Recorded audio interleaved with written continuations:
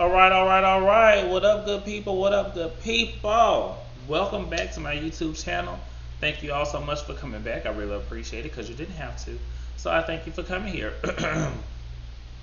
so, um, let's go ahead and get jumping into this, y'all. I had to moisturize my little hair because it was so dry in my face. It was a hot mess.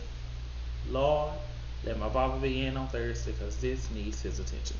Okay, so this is season 6, episode 3 of Queen Sugar. You will come back different. So, excuse me, y'all. I'm sorry. Just be strolling through stuff. Sorry. Okay, so let's go ahead and hop in. But before we do that, please like, comment, subscribe. Sorry, hit the notification bell, and oh yeah, share because other people need to hear this too. So let's go ahead and jump in, y'all. So Prosper comes home.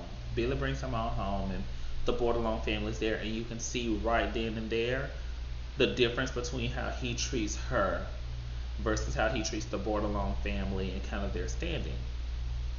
You see that Billy's standing at the door.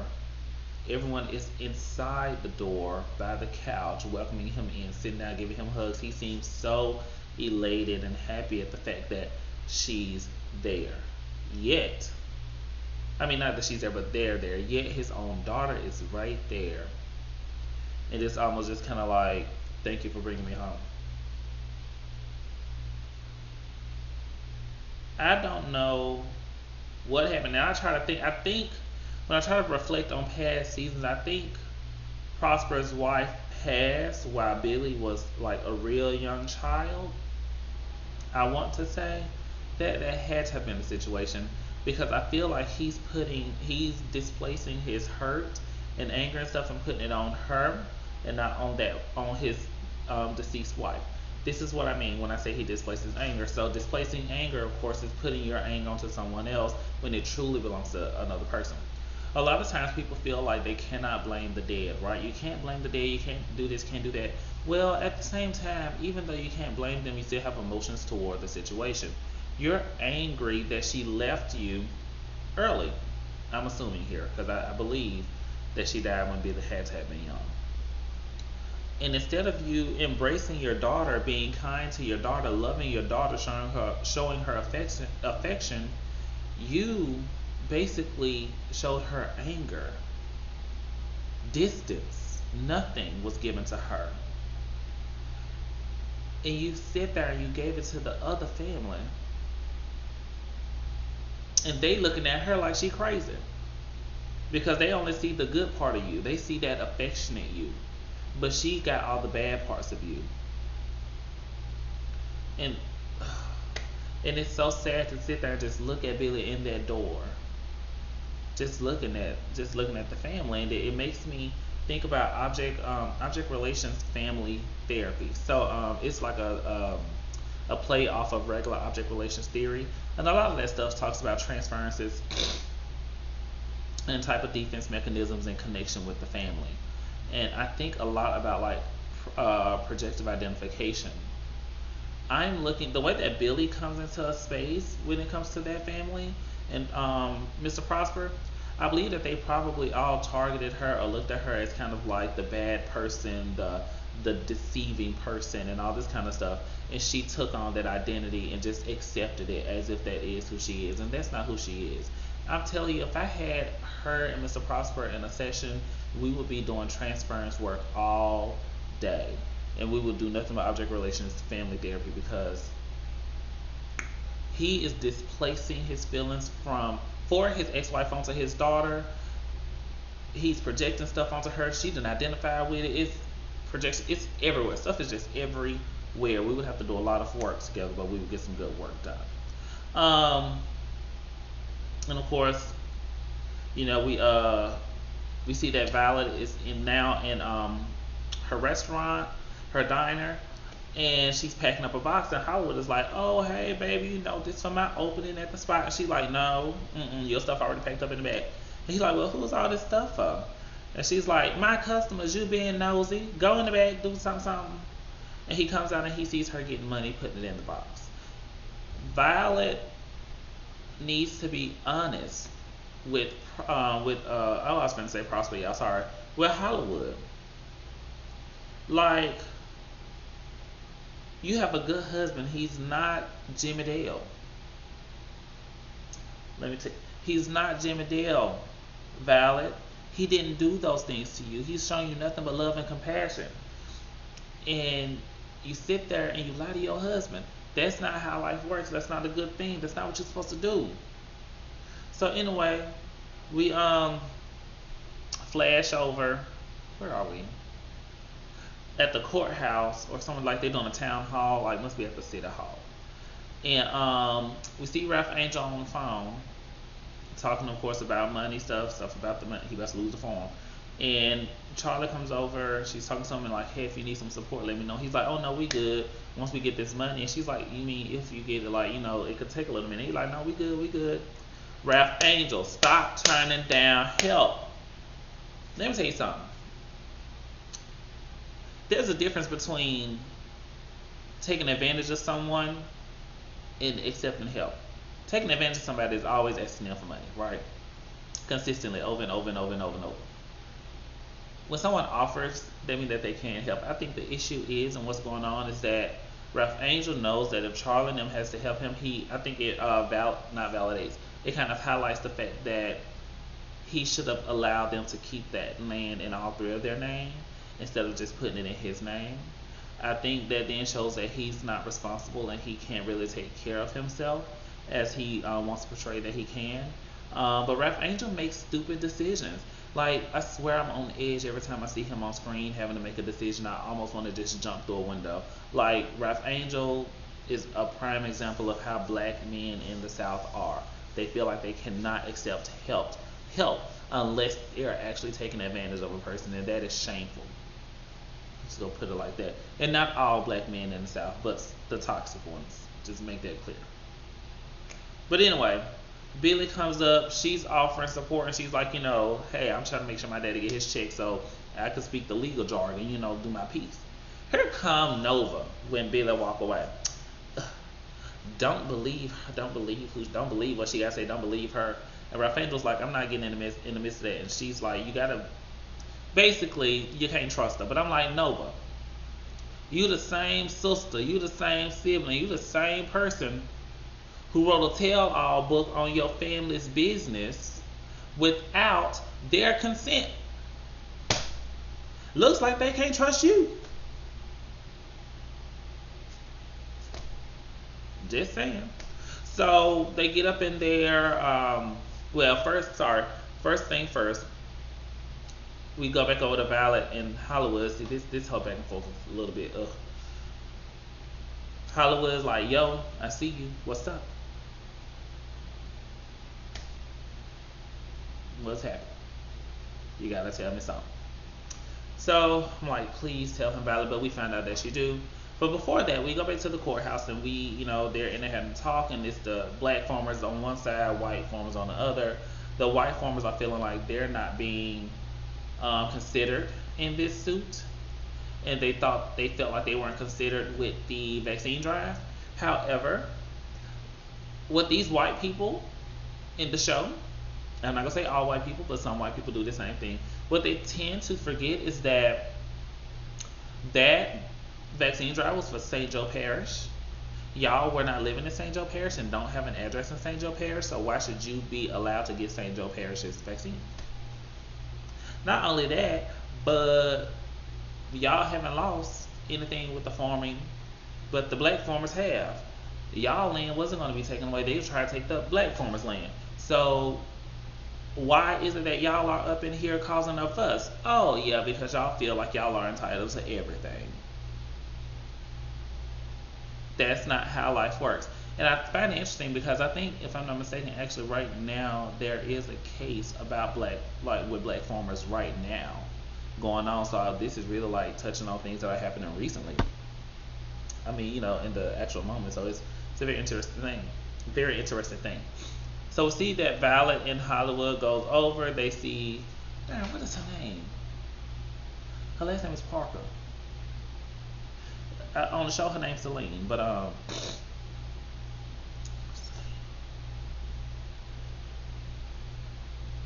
Paula J. Parker. So They go back to see Paula. She sees that Hollywood is with Vi. Vi has to comfort Paula like, hey, he's okay, he's a good man, this is my husband, blah blah blah. Hollywood goes in and he's immediately connected to Gabriel. That's Celine's son. We all know Hollywood wants children. I don't think he don't have kids. He wants kids. So this gives him a chance to connect with a child just like he did with Blue. Like you can see it in the fact that the boy name was Gabriel, and later on he referenced how that was his mom's favorite angel, you know? So it's just, oh my God. I feel like this is about to bring up some feelings for Hollywood. So then we see Michael walking, drinking beer, midday, and he answering the phone, all rude. Yeah, what's up? Or, yeah, what you want? What you want? Boys, sit down. Look, boy, talking like that. To your mama, but he said he didn't look at the phone. He didn't know what was up. But Micah drinking during the day lets me know that Micah is really, really going through with PTSD. Micah really needs some support. He has not gone to therapy yet. I don't know why, but this is how a lot of black people do handle their mental health. They don't go seek help. They rather drink it away, smoke it away, sex it away, fight it away, try to ignore it, do everything under the sun, pray it away, except for go to therapy to get the actual help and to do the work that's necessary. So I'm happy that they're highlighting it in the show and showing how it truly is, but Michael needs some help. But they're on the phone. He's on the phone with Charlie, and they're on the phone with Charlie, and they're talking about the fact that Wes and Charlie are now a couple again. And basically he's gonna have to have dinner with the family, so they're talking about all of that. Micah was like, he wants them both happy, but he's afraid that his mom is gonna get hurt again, which makes sense. It's not a far-fetched thing. He doesn't want to see that happen. So she accepts that. She thanks him for sharing, which is a beautiful thing. Parents, please show gratitude for your children sharing things with you. It's always a helpful thing. So we end up going to the house, and y'all, my heart dropped when I saw Wes and Michael walking in together. I don't know, it just felt like very good to me. I'm just like, oh my God. Ugh. Then I'm reminded that Wes has a daughter, and I'm like, I kind of don't want to see her, but I do.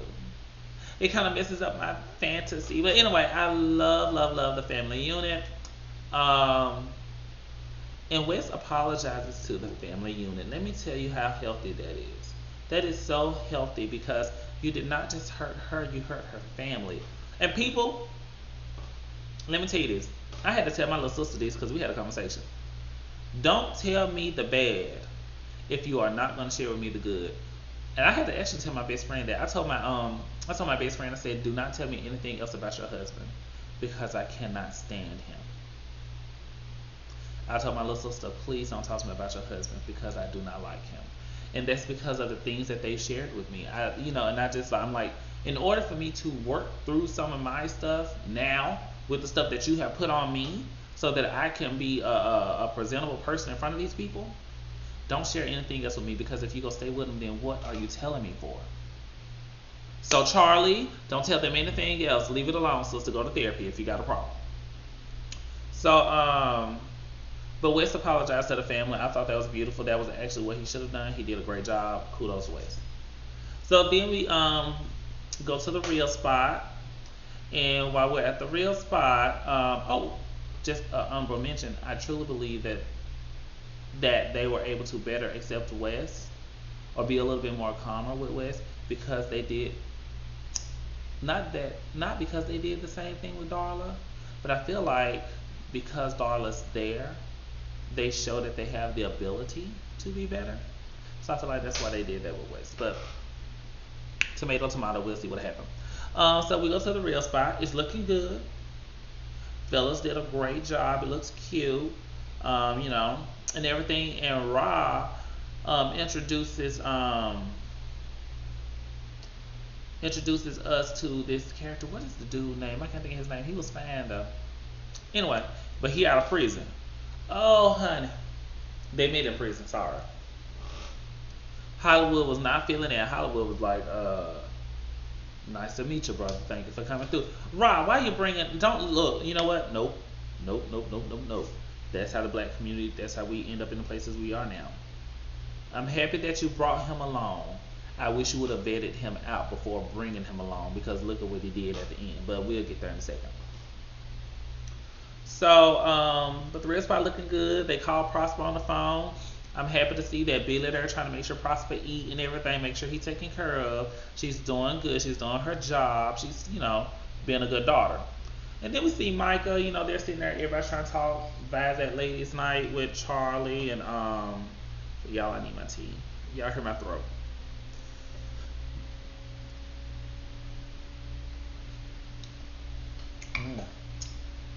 It's still hot as all get out. Okay, I'm not trying to kill myself. So, we got the ladies on one end, the men on the other. Michael over here trying to drink the liquor, and Hollywood told him, nah, brother, not here at my spot. You won't. You gonna enjoy that drink. That's what you gonna drink. No liquor for you. So we get over. We see the women talking, and they're having this conversation about, just kind of being happy for Charlie, because she's back with Wes, and is she really in love and things like that. So just a nice conversation. We switch back over to the real spot, and they're talking. And tell me why Hollywood talks about meeting Celine and Gabriel. He didn't say Celine's name, but he said the little boy name, and that they're living in a hotel. My heart dropped, because I said, see, this is why she don't bring you nowhere. What if the dude that Rod done brought in here is the husband? Part of me feel like he the husband. Part of me feel like that he's the husband, and that the husband was in that room. I swear to y'all, we'll find out. We gonna find out. But then we flip back over to the women, and they talk about Billy just a little bit. And you have Aunt Vi and Nova. I don't like Billy, and Charlie was like, but y'all was close. What was the problem? And Darla like, when people show you who they are, just believe believe them the first time. And then here go Aunt Vi. Yeah, she got up on me too, because they said that it was a rumor going around that she slept with Jimmy Dale. Aunt Vi, come on. See, this is how you knew that they didn't like that girl. Aunt Vi, you were being abused by the man. She was a young girl, because she was obviously she and Nova the same age. You was being abused by the man, and when that rumor came out, instead of you having the wherewithal to think, well, maybe he done touched her too, done did stuff to her, you get mad at her. That is a problem. Especially, I've seen it a lot in the South. I'm from Mississippi, so I know the South when I talk about it. I've seen it a lot in the South. I'm pretty sure it's in other places. I can only speak about where I have been. I lived in Mississippi. I lived in New Orleans. I have lived in Washington, D.C., the DMV area, D.C., Maryland, Virginia, and I have lived in Massachusetts. In D.C., Maryland, Virginia, and in Massachusetts, I was grown. Now, what I know of relationships then, women kept saying if their man cheat, they're usually just they confront the man. They're not upset with the woman unless it's like a sibling or a friend or something. In the South, they are like, screw if my man cheated because he did nothing wrong. It was her. She seduced my man. It's her fault. It's her. They like to blame the woman for everything. So that really aggravated me about Aunt Vi. It almost made me want to jump through the screen and just like shake her. Like, what is wrong with you? And Nova, that holier than thou attitude that Nova has is nothing but a defense mechanism, because homegirl is crumbling, and she got to try to present strong in every situation that she do, but she knows that she wrong, and she does that as a defense mechanism to protect her ego, not her ego. She tries to protect her ego because she knows that she has done some wrong to Billy. Now, we go back to the real spot. Ralph Angel's talking to homeboy. Can't think of his name.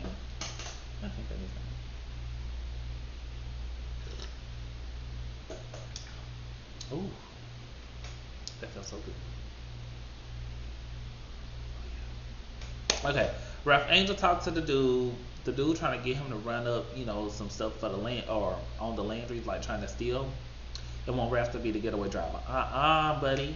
No, Ralph Angel turned it down, but the dude, is trying to convince him. But I think, as we saw in the previews, Ralph Angel is going to get up in the mess, which is problematic. But Ralph Angel, stay away from him. He ain't no good, even though we know you're not listening. So we see Ralph Angel and Darla talking. They're talking to the doula, and she tells him like, "Hey, do y'all have the midwife? She's the more medical one. She's gonna make sure the baby good. As the doula, I make sure the mother is good." And they talk about how that could be expensive, and she lets them know about insurance may cover some of the cost, but I guess they don't have insurance because whenever she said that, they just kind of looked at each other. I'm like, do y'all not? When she said that, they kind of just looked at each other, and I was like, do y'all not have insurance? That's a problem if y'all don't have insurance. But Darla says she's okay with just having the baby in the hospital. Ralph Angel, but I want you to have what you want. She's like, look, I know, but look, we payday loans already like maxed out. We ain't got no check. And he like, but the check coming. She said, but look, we ain't got no check, okay? The check not here. Like, it's okay. I had a baby at the hospital. And he just like, no, just have faith in me. She's like, we need to ask for some help. And he like, have faith in me. Let me tell you something. Ralph Angel is digging them in a hole deeper and deeper and deeper. That black man mentality, man. Ask for some help if you need it. But okay, so we flip over to Xavier, my alma mater. I'm gonna tell you something. That building didn't look like a Xavier building. I mean, unless they did some work on some stuff. I mean, it could have been on the other side. I don't think I've seen that building before, but I could be wrong. Could be on the other side of the street by the gym. But anyway, Micah has a panic attack when he sees the security guard run out the door. And the young man is there to help him. I saw a Twitter comment where somebody was like, they really trying to make Micah gay. Girl, look. I think what we're gonna see is a development of feelings. Let me tell you something. As a male, a man. I was gonna say a man, and then I was gonna say a male. It just got mixed up. I'm sorry. As a black man and a psychologist, when I go to work, and I work with black men specifically, I'm gonna say other men too, but I'm just gonna say black men. Let me focus on my black men. Black heterosexual identified men, a lot of them, because they become so vulnerable and open with me and share with me, begin to develop a closeness. They assume that closeness is something sexual, so I either get some pushback or they start to like question themselves. And what I want to let you know is that it's not that they're gay, it's not that they've done, it's the simple fact that they've never had that before. That ability to be raw, to be emotional, to be vulnerable, and not judged. And I think that's what's happening with Micah. Now we do know that, the character himself, I can't think his real name, but he's gay in life. So they're probably going to bring that aspect to the show. And if they do, I don't think anything is wrong with it. I think it shows a healthy development of how, the spectrum is very much so fluid. I mean, look at all these people out here who was doing straight porn, for instance, and now you see them over here with men. Why is that? Because they get paid more. They gay for pay. So I just think this is realistic. So I'm happy that it's being shown. But I need Michael to go to therapy and not put all his stuff on that boy. But that's what he gonna do. But anyway, so we see Nova go over to Billy's, and this is a very powerful scene right here. Very powerful scene. We see Nova go over to Billy's and Jimmy Dale. They go over there. Nova go over there, and she's like looking for Prosper. Hey, I said Jimmy Dale. Y'all forgive me. We see Nova go over to see Prosper and deliver some stuff from Unbound. Billy lets Nova know he's asleep. So Nova like, here, well, girl, just let him know I came. Blah blah blah. So I'm happy Billy took the upper hand, or whatever. She was a bigger person. She was like, look, girl, we gonna talk about this or not, cause we too grown to be doing all this stuff that we doing. Here go Nova. Well, you can start with an apology. And Billy was like, You heard me too, chick. Girl, whatever, y'all heard each other. Okay. So basically what we find out is that Billy outed Nova to her dad. She did it out of hurt, anger, and pain. Because Nova and the Bordelon family, outside of her dad, along with her own father, blamed her for having consensual sex with Jimmy Dale, when we find out that actually Jimmy Dale raped her. And like she said to Nova, she was like, Nova, come on. I was 18. And you got a 30-something-year-old grown man walking around talking about how good I am in bed. Did you really think it was my choice? And Nova just sitting there. Sister, you knew that girl had you knew that she didn't sleep with that man, but, ooh, child, but the way that they like to put it on the woman versus the man, he raped that girl. She did not consent to that. And like she said, when I turned 18, not turned 18, whenever I graduated high school, I left and I didn't come back and I didn't turn around. I don't blame her. I wouldn't have turned around and looked at them either. For my own daddy to sit there and trash me like that and basically not believe me, but believe a man who they know is an abuser. Y'all know he's an abuser and y'all believe him anyway. It's like, the black community will do anything we can to protect the black man. I'm a black man. I say that openly. We will not do that for our women. And I don't say we as a full collective. Black men, honestly, black heterosexual identified men, probably the toxic ones, I'm not going to say all, I'm going to say the toxic ones, have an issue protecting black women. But black women of all shapes, size, colors, SES and everything will go to bat for a black man, anyone. Sometimes, you got to question if they gay. Because if it's a gay one, sometimes people don't want to be there for us. It's just all this stuff in the black community. We're one of the most disjointed communities out there. Every other community fends for their own. They have money in their communities. They protect their communities. Why? Because they give to each other. We're just now in a place where we're starting to acknowledge that, and we're trying to rectify it and fix it. But it's so much damage that's been done that it's going to take us a long time to get there. It's a problem. It is a problem for us.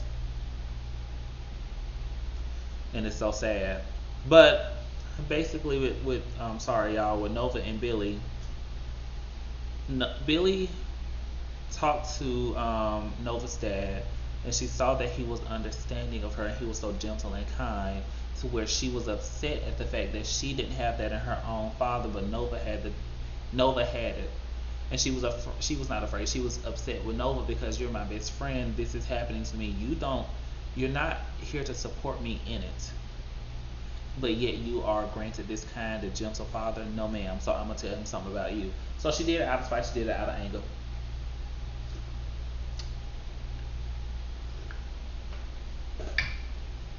It was not right. She should not have done that. But I'll be honest with you, she was 18. I don't hold that against her like that. She's an 18-year-old. You do petty stuff. But anyway, we move away from that. And we got Charlie and Wes. I was finna say Michael. Lord have mercy. We got Charlie and Wes having a cute little picnic date, park date. They're discussing basically being realistic about their relationships. They're both public figures. What would it look like with them getting back together? How would people look at it? And Charlie's like, we could get ahead of this. We just have to spin it our way. Because a lot of scrutiny is going to come, especially the fact that Charlie was paying off women or was trying to pay off women for Wes and all of that stuff. So all of that is going to resurface. I want to say that she shouldn't have to worry about it because, it was in the tell-all book. It was in all this other stuff. So it's already been out there. But, people will try to use it again and make it worse. Or look up more people. But anyway, so they decided to be big and bold about it. They took a picture publicly. Or they took a picture, shared it on their public platforms. And she's like, kiss me. And I was like, yes, Wes. Pick me up. Kiss me. I was with her. Like, pick me up too. That's a fine man. But anyway, that is Queen Sugar. I hope y'all enjoyed this review. It was great. I did not expect it to be 30 minutes. Like, look, Queen Sugar, it always gets me in my feels. But anyway, y'all enjoy. I appreciated y'all for being here. See y'all again next week, okay? Bye-bye.